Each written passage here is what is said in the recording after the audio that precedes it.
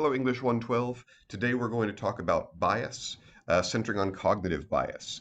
Bias is a concept that's often studied in psychology, and if you want to really get into the nitty-gritty of bias, it might be something that you uh, talk to your psychology professor about. And if you do research on it, it will probably be more in the psychological field than in the English field. But I think we have to talk about bias because in this class we're talking about fair argumentation, and bias kind of gets to the issue of why people don't see eye to eye in the first place, and hence why they would have arguments. You've probably, read and heard people speak, and sometimes, said to yourself, why do people think this way? Their ideas are so far out of whack with your own. And in a lot of cases, it's tempting to think that the people who think so differently are stupid, or maybe they are evil. And, some people are stupid and evil, but in a lot of cases, it doesn't come down to that. In a lot of cases, they have different ways of perceiving things, and the ways in which they perceive those things are different because they've had different experiences. In fact, you have a bias. Yeah, and I do too. Quite a lot of them. And so let's get over the idea that bias is sort of a dirty word because I sometimes hear people use the word bias to mean that people are ignorant or lying or even bigoted. And I certainly don't think those are inevitable. But biases are inevitable. Biases just talk about how the things that you've seen, heard, and experienced uh, shape the way that you perceive other events. And so just to give an obvious example, if you've ever been bitten by a dog, that changed the way that you interacted with dogs from that point on. Maybe if you foolishly put out your hand to a strange dog and hopefully just got your fingers nipped, you learn something new about dogs and it affects your behavior from that point on. And that's a bias. It doesn't mean that you hate dogs or that you're anything like that. And for that matter, you could certainly say that having never been bitten by a dog is a different kind of bias. So you should not try to not have a bias. That's just not possible. Um, but there are some things that you can do to recognize both your own and other people's biases, and understand how they shape our thoughts. And I think that lets you deal with them in a more productive way. On the screen right now is a picture of Lady Justice. And the reason that we traditionally depict her as blind is because we want her to have no biases. But as soon as you open up your eyes, you start picking up biases. Uh, and so, that's the reason for traditionally depicting this person. She's not supposed to be able to see social status, wealth, race, gender, and so forth when she dispenses justice. And the only way that she could not take those factors into consideration would be that if she just couldn't perceive them at all. And needless to say, I'm not suggesting that's actually how the U.S. justice system works. That's like our ideal of justice. That's what we strive for. I've got three reasons for wanting to teach my classes about bias. One is that it, I want you to learn to recognize bias because when you see bias in other people's writing, you won't use it as a source for your research writing. Yeah, that's right. If you can see that a writer has got a really strong opinion about something, you have to suspect that they may not be giving you a completely objective look at multiple sides of the issue, and so they're not a good research source. Even if they really agree with the point that you're trying to make, you've got to recognize that agreeing with you is not being unbiased, it's just sharing a bias with you. Um, that's pretty important. Number two, which is perhaps a little less important, you can actually use the concept of bias in an argument. If you see somebody else's bias and can call it out, that might be a good point to make. If you can evaluate somebody else's argument and you can say, well, the mistake you're making is being driven by the Dunning-Kruger effect, or you're just projecting your own experiences on your audience. That can be an effective way of pointing out somebody else's error. Thirdly, and this one is important, probably number one and number three are very important. Uh, try to compensate for your own biases. You can't really get rid of them in all likelihood, but you can do some mental work. Like when I go bowling, this may not be a great analogy. I'm not a very good bowler, and every time I bowl, my ball always goes off a little bit to the right side. And to compensate for that, I just make sure that I aim a little bit to the left of what I actually want to hit. And it works okay. I'm not a great bowler. Uh, but you can do something similar with your mind. If you run into a situation and, and you can tell yourself, well, every time I see this situation, I always really lean to this side. I really always favor this one interpretation or this one group. Maybe take the effort to say, let me make, an extra effort at trying to look at this from a different point of view. That could be one way in which you combat your own biases.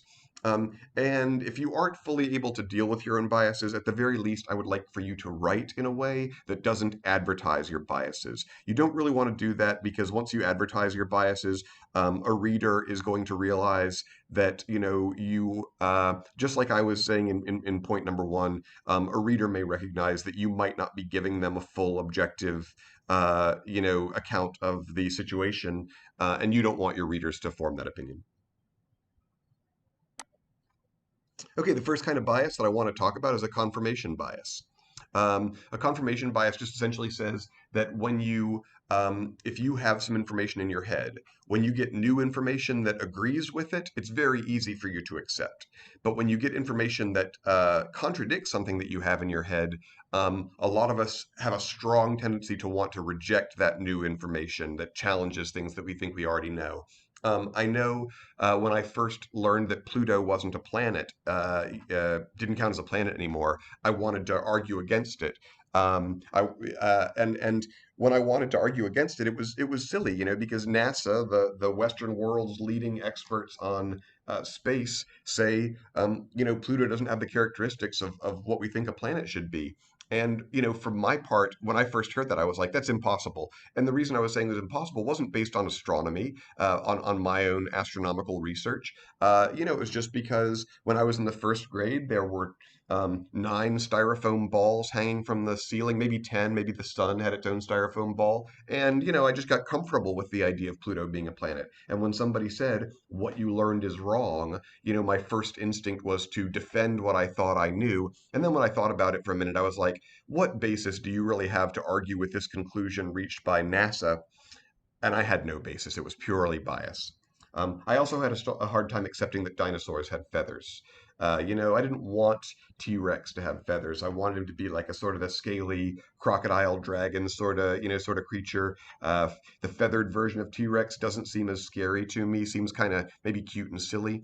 And needless to say, that cannot be the basis for a paleontological argument. Let's talk about observer selection bias. You see information every day and you hear information every day, and your brain unconsciously is making a lot of decisions about what things you're going to really listen to, what information you're going to really incorporate into your worldview. And, it may be different from every person, but observer selection is just the word that is used to talk about why we make the choices that we make, to incorporate some things into our worldview and not others. And there's a lot of different forms of selection bias. A couple that I just want to mention are the novelty bias, wherein you think everything that is new must be more correct or more valuable. You can see this, all over the place. A lot of people get excited about a new scientific study that comes out, and assume that it's automatically better than any old scientific information. But the reality is, and a science teacher would do better to explain this, than I'm doing. But scientific studies have got to be validated and replicated and re-examined for some time before they should probably be considered to be scientific truth. Another form of the novelty bias is just you can see every time a new iPhone comes out, for example, that people really go nuts to have the newest iPhone, and they'll pay a substantial amount of money to have the newest iPhone, even if they have the previous version of the iPhone. And I'm sure the new iPhone is great, but I would suggest that the cost of a new iPhone is not entirely reflective of the improvements they made since the last iPhone. I think that to some degree, the cost of the iPhone and people's enthusiasm for getting it is purely the love of something new. You might also have a self-serving bias. Self-serving bias just encourages you to interpret information that makes it what you want it to be. So, for example, if you read two articles and one of them said, chocolate may help fight cancer, and the other one said chocolate might uh, help cause cancer, a lot of people would, their brains would allow them to ignore the first study and really look at the second study because I would prefer to believe that chocolate helps to fight cancer. So every time I dig into a Snickers, I could just be like, yes, health food, right? Right.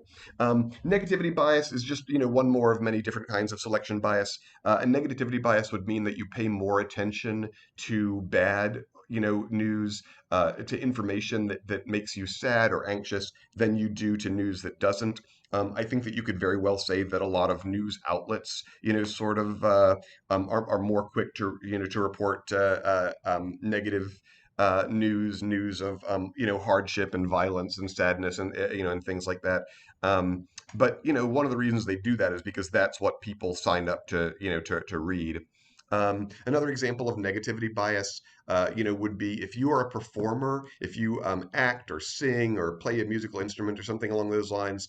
Um, if you've ever done a performance and then after that performance, 20 people complimented your work and one person criticized chances are a week later you're still thinking, or maybe years later. I can think of instances from years ago that I'm still thinking about what I didn't do right, with regard to music. I played a little music.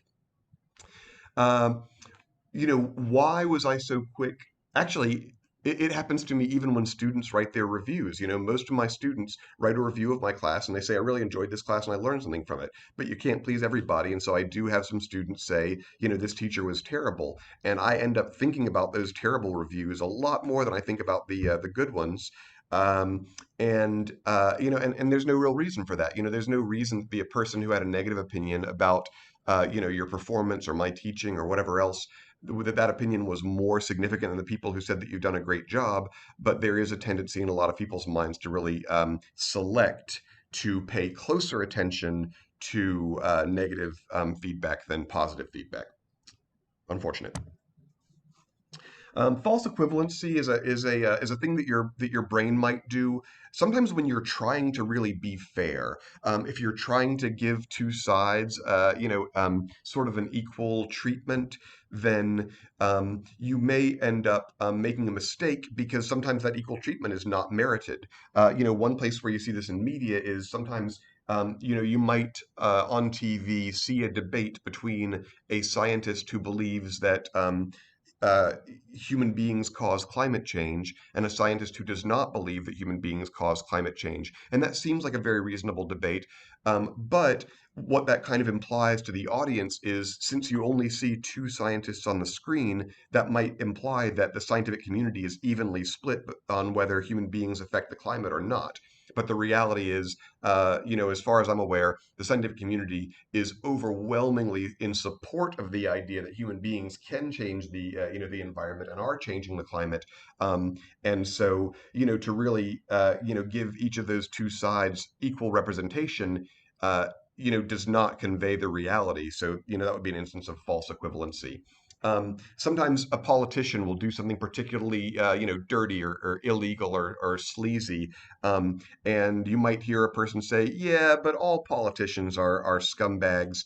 And I think they probably don't realize it. But when they say that, they're kind of letting this person off the hook, by saying that they don't really expect any better behavior from their political leaders. When in fact, I think that when a person violates the terms of their office or commits a crime, it's not reasonable to assume that there's nothing particularly noteworthy there because everybody in that profession does the same thing. Projection is that when you assume, we often try to read other people's thoughts and understand their motivations and their motives for doing things, and we don't really have the equipment to do that because we're not psychic. For a lot of people, when they don't really understand where another person is coming from, they might assume that other people have all of their own, motivation maybe even the same history and experiences, and that's a mistake, because of course they don't. In pop psychology, one of the things that you might hear, if you're in a dating relationship, people will say, be careful about being in a romantic relationship, but be with somebody who is always worried about you cheating, because the people who are always worried about cheating are the ones who are most likely to be cheating themselves. And I'm not really sure that has been statistically proven, but it would be an example of projection. If you yourself are a cheater and therefore you kind of assume that other people are cheaters, that's projection. In politics, Mitt Romney, who ran for president against Barack Obama, made one pretty serious mistake in a speech where he was talking about helping people start more businesses and and have more personal wealth. He advised young people to go ahead and take some risk with money, and he said, borrow $20,000 from your parents and try to start your own business. And Mr. Romney, that was a real political mistake from him because the people heard him say that, and a lot of people's reaction was, "Wow, Mr. Romney, you're so out of touch." Governor Romney, sorry, he was governor. You're so far out of touch if you think that most people can just go to their parents and ask them to lend them $20,000. Most parents are not in a position to lend that kind of money to their kids. And I think Mr. Romney grew up in a wealthy family. And to him, for a parent to be able to lend a child $20,000, just didn't seem that unreasonable. But it did suggest that he didn't realize, how many people do not have $20,000 to sink into that kind of venture. And I would say that Governor Romney was probably projecting his own experiences onto the population of the United States. Did not help him in the election. Cultural bias is an interesting one to talk about. When people hear cultural bias, don't feel like, saying that a person's got a cultural bias is like saying, they're prejudiced, they're racist, or anything like that. I don't think that's true. I think that a cultural bias just means that you tend to see whatever's happening in your own culture as normal and sensible. Whereas, when you encounter something from another culture, you often will feel like it's strange, weird, maybe even foolish. And so for an example of that, famously, French people will eat snails, and French people will eat frogs' legs. And if in your mind you said "ew" the moment I brought up frogs' legs and snails, but you've never actually tried frogs' legs or snails, that's probably an example of a cultural bias. You think those foods are gross because they aren't commonly eaten in American culture, but that doesn't mean they're gross. So try it. Try it. I've had both. They're not my favorite food. A beauty standard is another example of a cultural bias. Different cultures don't agree on what's beautiful. An American might think that um, uh, tanning bed or a liposuction, breast implants, braces, that these are all sensible ways to pursue beauty. But yet, an American might look at somebody from maybe the Amazon rainforest who stretches out his earlobe or puts a disc in his lower lip and think, well, that is not beautiful. But the reality is that, a lot of different cultures pursue a lot of different appearances, and there is no objective truth to what is beautiful. There's really just what your culture considers to be beautiful. A gender bias, would also be a cultural bias because gender roles tend to be culturally constructed. Um, so, for example, if you think that a woman would not make a good auto mechanic or a man would not make a good childcare provider, I don't think you're really, suggesting that there's some kind of inherent,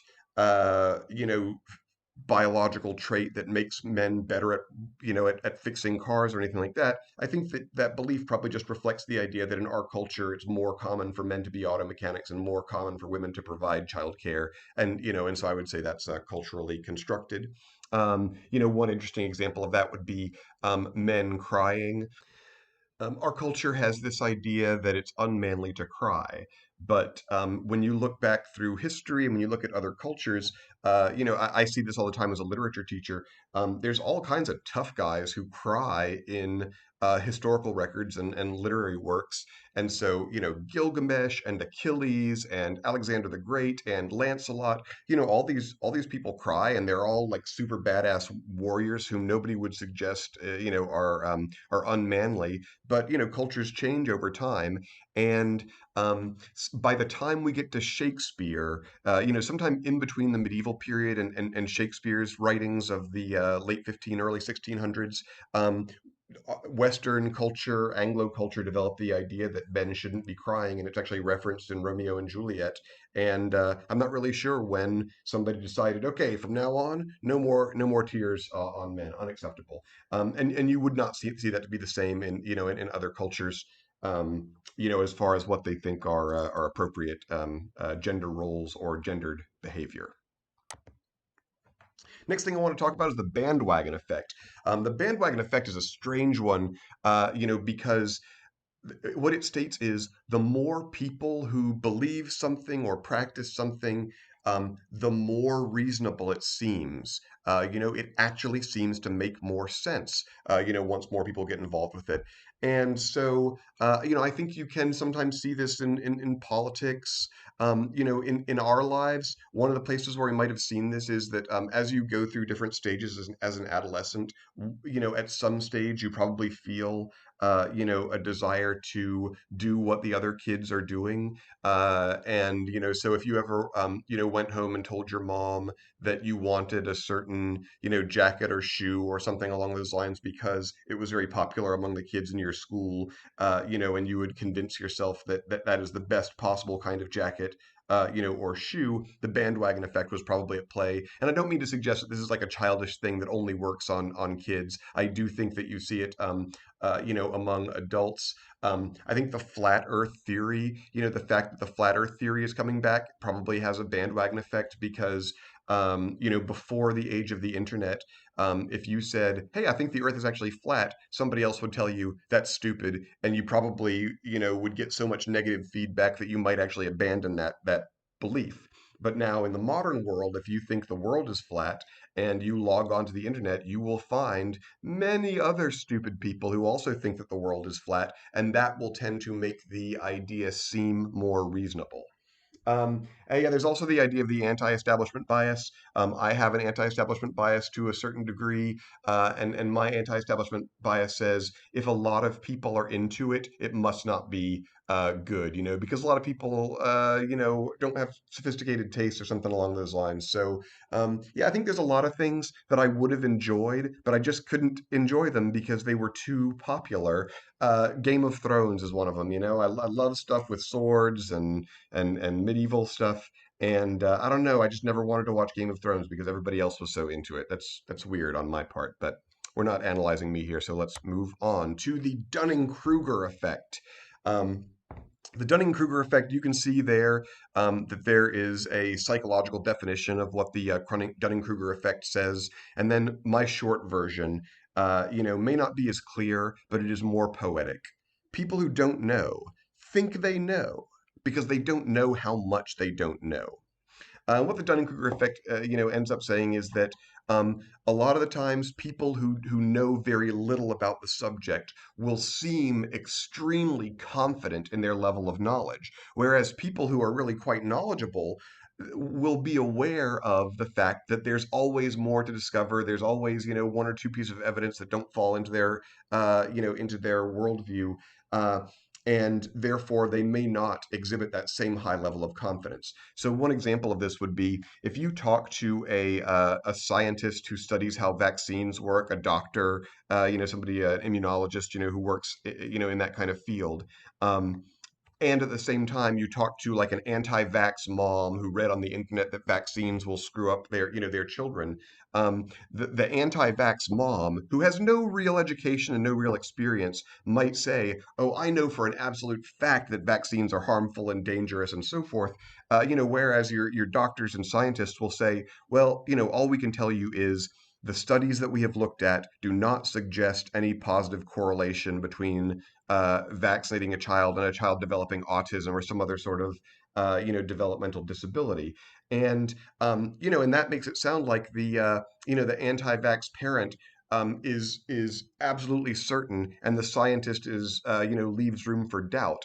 But in reality, the scientist's viewpoint is obviously much better informed, has a lot more information and study behind it. And a lot of the times, the confidence of a person who doesn't really know what they're talking about is supreme because they don't know enough about the subject to understand what's wrong with their position. And finally, cognitive dissonance. Cognitive dissonance is what your brain tells you when you have to believe two things that seem to contradict each other. That's an uncomfortable place for our minds to be in. Anxiety is what my slide describes it as. So a classic example from Aesop's fables of cognitive dissonance is the tale of sour grapes. In the tale of sour grapes, a fox tries to eat some grapes and he's not tall enough and can't jump high enough to get these grapes down from the vine. And so after he fails, he tells himself, well, I bet those grapes were sour anyway.